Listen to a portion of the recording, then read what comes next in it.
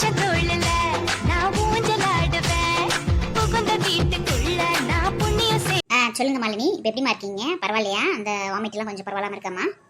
இருக்கு மேடம். எது சாப்பிட்டாலும் வாமிட் வந்துடுது மேடம், உடனே வந்துடுது மேடம். எதுவுமே சாப்பிட பிடிக்கவே மாட்டேங்குது மேடம். அப்படியா? அந்த வாமிட் கொடுத்த மாத்திரெல்லாம் கரெக்டாக சாப்பிட்றீங்களாமா? அதெல்லாம் கரெக்டாக தான் மேடம் சாப்பிட்றேன். ஆனால் எதை பார்த்தாலும் சாப்பிட்றதுக்கே பிடிக்க மாட்டேங்குது மேடம். எதை பார்த்தாலுமே வாமிட்டிங்காக வருது மேடம். அது ஒன்றும் இல்லைம்மா மாலினி, உங்கள் கர்ப்பப்பை ரொம்ப வீக்காக இருக்குமா. நீங்கள் வந்து அதிகமாக ஸ்ட்ரெயின் பண்ணிக்கக்கூடாது, ரொம்ப நேரம் நிற்கக்கூடாது, ரொம்ப நேரம் நடக்கக்கூடாது, அதிகமாக குனியக்கூடாது, வெயிட்டான பொருள் நல்லா தூக்கக்கூடாது. நீங்கள் எந்த அளவுக்கு கவனமாக இருக்கீங்களோ அந்த அளவுக்கு உங்களுக்கு நார்மல் டெலிவரி ஆகும். இல்லைன்னா சிசேரியன் தான். அது கூட ரொம்ப கஷ்டம் சொல்லிட்டேன் மேடம். என்ன மேடம் சொல்கிறீங்க? குழந்தைக்கு ஒன்றும் பிரச்சனை இல்லை மேடம். அதனால அப்படி சொல்ல முடியாது. குழந்தைக்கு பிரச்சனை இல்லைன்னு என்னால் வந்து 100% சொல்ல முடியாது. நீங்கள் எந்த அளவுக்கு உங்கள் பொண்ணை பார்த்துக்கிறீங்களோ அந்த அளவுக்கு பிரச்சனை இல்லை. சரிங்களா மேடம்? நீங்கள் எப்படி சொல்கிறீங்களோ அதே மாதிரி நடந்துக்கிறோம் மேடம். எப்படியாவது இந்த குழந்தைய நல்லபடியாக காப்பாற்றி கொடுத்துருங்க மேடம்.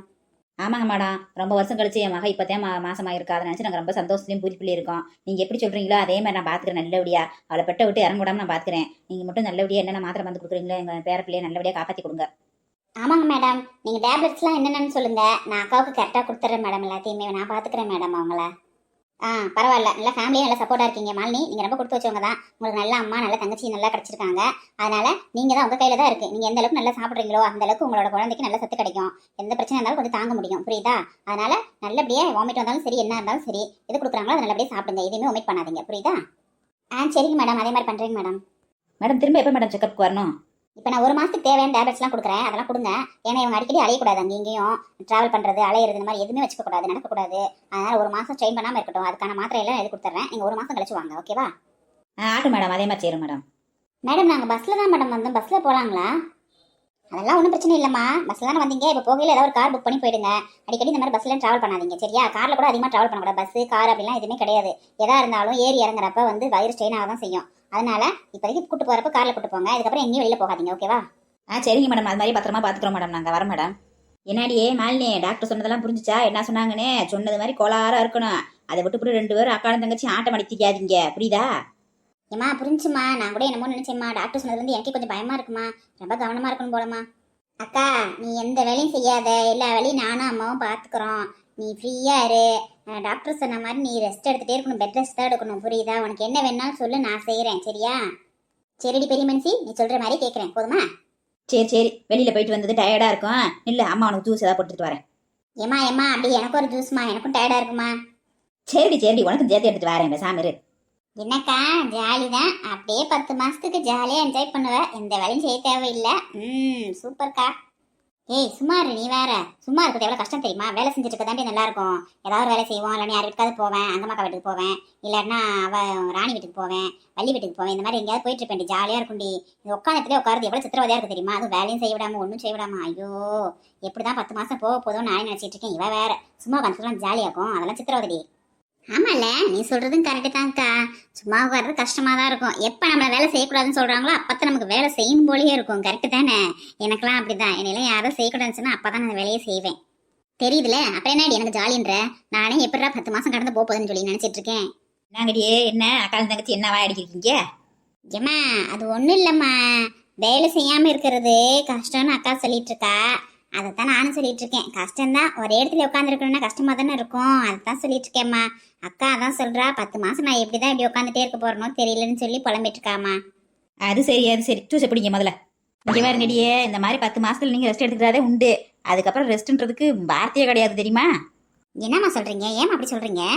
வேற என்னாடியே குழந்தை குட்டிலாம் வந்துருச்சுன்னா அதுக்கு பியல்ல மூத்திரம்ல அதுக்கு பணிவிட செய்ய சோறு ஊட்ட ஏகப்பட்ட சமாச்சாரம் இருக்கு. சும்மாவா உனக்கு வேலை நொணுங்கி போயிடும். அதுக்கப்புறம் நீயே ரெஸ்ட் எடுக்க நினைச்சா எடுக்க முடியாது. அதனால அந்த 10 மாதம் ரெஸ்ட் எடுத்துக்க நல்லா கிடச்சிச்சா ரெஸ்ட்டு. அதை விட்டுப்புட்டு சும்மா நான் அதை செய்கிறேன் இதை செய்கிறேன் அங்கிட்டு இங்கிட்டு ஆடித்திக்காதீங்க. அதுக்கப்புறம் நீங்களா ரெஸ்ட் எடுக்கணும்னு சொன்னாலும் நாங்கள் எடுக்க விட மாட்டோம். நீங்கள் தான் எல்லா வேலையும் செய்யணும்னு பார்த்துக்கோங்க. என்னம்மா இப்படிலாம் சொல்கிறீங்க? ஏம்மா பேரப்பள்ளியில் நீங்கள் பார்க்க மாட்டீங்களா? குழந்தை பிறக்கதோட சரியா போயிடுச்சா? அப்புறம் நீங்கள் எதுவும் கண்டுக்க மாட்டீங்களாம்மா? ஏன் கண்டுக்கிறாம? அதெல்லாம் தூக்கி கொஞ்சுவோம், எல்லாம் செய்வோம், கடைக்கு கூட்டு போவோம், கண்ணிக்கு கூட்டு போவோம், எல்லா வேலையும் செய்ய முடியே. அதுக்கப்புறம் எல்லா வேலையும் நீங்கள் தான் செய்யணும். 10 மாதம் உங்களுக்கு நாங்கள் வம்பாடு விட்டு வேலை செய்கிறோம்ல, அதுக்கு பதிலாக சேர்த்து எல்லாம் நீங்கள் தான் செய்யணும். ஏக்கா பாத்தியாக்கா? அப்பனா 10 மாதம் ஜாலியாக என்ஜாய் பண்ணுக்கா. அதுக்கப்புறம் போட்டு நம்மளை வாங்குன்னு வாங்கி விட்டுருவாங்க போல இருக்கு. ஆமாடி, நம்ம கிடைச்ச சான்ஸ் நல்லா யூஸ் பண்ணிக்கணும் போல. ஜாலியாக என்ஜாய் பண்ணுவோம் முடி சாமி. எந்த வேலை நானும் செய்ய மாட்டேன். சரிடி மாப்பிள்ளைக்கு ஃபோன் போட்டியா? இல்லைம்மா இனிமே தான் ஃபோன் பண்ணணும். ஏமா? சரிடியே மாப்பிள்ளைகிட்ட ஃபோன் போட்டால் எதுவும் சொல்லாத. இந்த மாதிரி டாக்டர் சொன்னாரு அப்படி இப்படின்னு எதுவும் சொல்லியிருக்காதப்பா. அவர் தூரத்தில் 2 வேலை வத்துக்காப்புல மனசு கஷ்டப்படுவாரு. போனால் நல்லா தான் இருக்குன்னு சொல்லியிருக்காங்க. ஒன்றும் பிரச்சனை இல்லைன்னு சொல்லு. அவர் பயந்து கிடப்பாரு.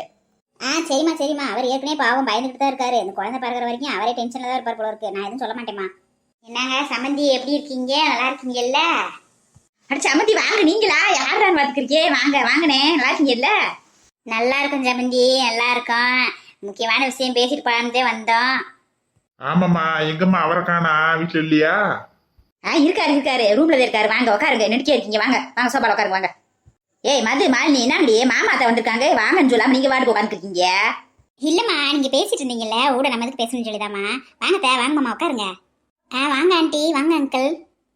அதெல்லாம் பிள்ளையே, நல்ல பிள்ளையே. நம்ம பேசிக்கிருந்தோம்னு ஊட பேசக்கூடாதுன்னு சொல்லியிருக்குங்க. என்னம்மா? ஏம்மா நீ உட்காருமா. மாலினி நீ எதுக்குமா நிக்கிற? புள்ளத்தாச்சி பிள்ளை உட்காருமா. ஆமடி மாலினி, நீ உட்காரு போ. மது நிக்கிறாள், நீ போய் உட்காரு போ. நீ நிக்க கூடாது இருக்காங்க டாக்டர். நீங்க வாங்க சம்மந்தி, வாங்க சோபால உட்காருங்க, அவர் கூட்டு வரேன். வாங்க வாங்க சம்மந்தி, வணக்கம். உட்காருங்க வாங்க. நீங்களும் உட்காருங்க சம்பந்தி, எனக்கு நின்று இருக்கீங்க, உட்காருங்க. ஏங்க சம்மந்தியம்மா, நீங்களும் உட்காருங்கம்மா, நெடுக்கே இருக்கீங்க. அதெல்லாம் ஒண்ணும் இல்லை. இப்ப என்ன நம்ம வீட்டு நின்றா என்ன, அதுல என்ன இருக்கு? உட்காருங்க சும்மா, பரவாயில்ல. நான் போய் டீ எடுத்து வரேன். ஏம்மா தங்கச்சி, இப்ப வரையிலுமே டீ குடிச்சிட்டு வந்தோம். இப்ப வேணாம்மா, கொஞ்ச நேரம் கூட ஆகட்டும்மா. ஒரு முக்கியமான சோழி பேசிட்டு போலாம்தே வந்தோம் உங்ககிட்ட. சரி சரி, அப்புறம் என்ன, சாப்பாடு சாப்பிட்டு கூட அப்புறம் டீயை குடிச்சுக்குருவோம். இங்க வாருங்க சம்மந்தி அம்மாவா, சாப்பாடு சாப்பிடுவாம்ல. இங்க டீ குடிக்கவே வகுத்துல இடம் இல்லையா? இது சாப்பாடு எங்கிட்ட இருந்து சாப்பிட? அதே சம்பந்தி, நம்ம தை மாசத்துலயே கல்யாணம் வைக்கிறதா இருந்தோம், நிச்சயத்தை பண்ணி. திடீர்னு பெரிய உள்ள இந்த மாதிரி மாசம் ஆகி போச்சுன்னு சொல்லிட்டீங்க. சரி பரவாயில்ல, ஒரு மாசம் சென்றுச்சுல. இப்ப என்ன இந்த மாசில கூட ஒரு நல்ல நாளா பார்த்து நிச்சயத்தை பண்ணி கையோட கல்யாணத்தை வச்சு விட்டுருவோம். என்னம்மா சுமந்தி, நீ என்னம்மா சொல்ற? இல்லங்க, சந்தோஷம் தான் எனக்கும். அந்த மாசத்துல வைக்கலாம் தான் நினைச்சுக்கிருந்தேன் நானும். ஆனா இப்ப ஆஸ்பத்திரிக்கு போயிட்டு வந்தோம்லங்க, இப்பதான் டாக்டர் என்ன சொல்லிட்டாங்க, மாலினிக்கு இறங்கக்கூடாது, நடக்கக்கூடாது, அதிகமா குனியக்கூடாது, எந்த டிராவல் பண்ணக்கூடாது, ஒரு வெயிட்டான பொருளை தூக்கக்கூடாது, ரொம்ப ஸ்ட்ரெயின் பண்ணிக்காம அப்படியே இருக்கணும்னு சொல்லியிருக்காங்க.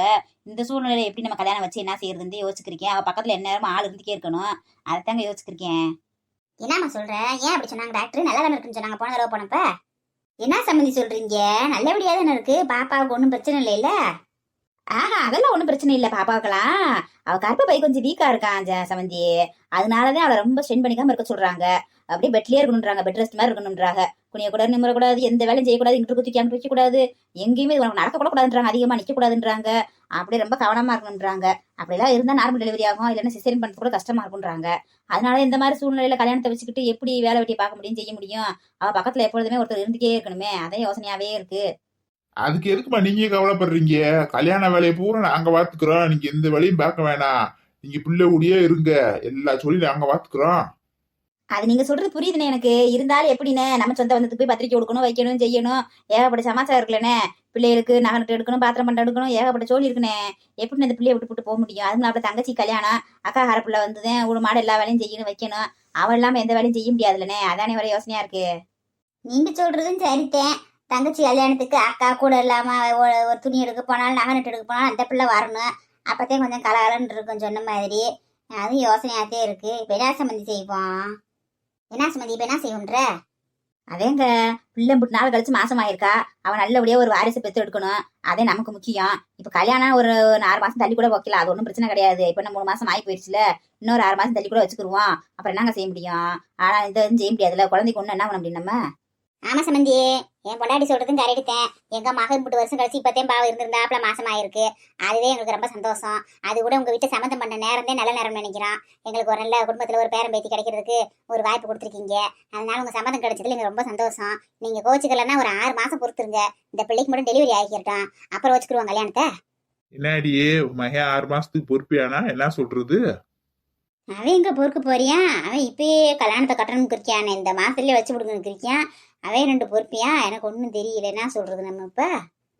அதுக்குள்ள சம்பந்தி, இன்னும் 2 மாசம் கூட சென்று கூட வைப்போம் சம்பந்தி, அது ஒன்றும் பிரச்சனை இல்ல. பங்குனி சித்திரை போட்டோம், வைகாசில கூட வச்சுக்குருவோம். என்ன சொல்றேன்னு கோச்சுக்கிறாதீங்கண்ணே.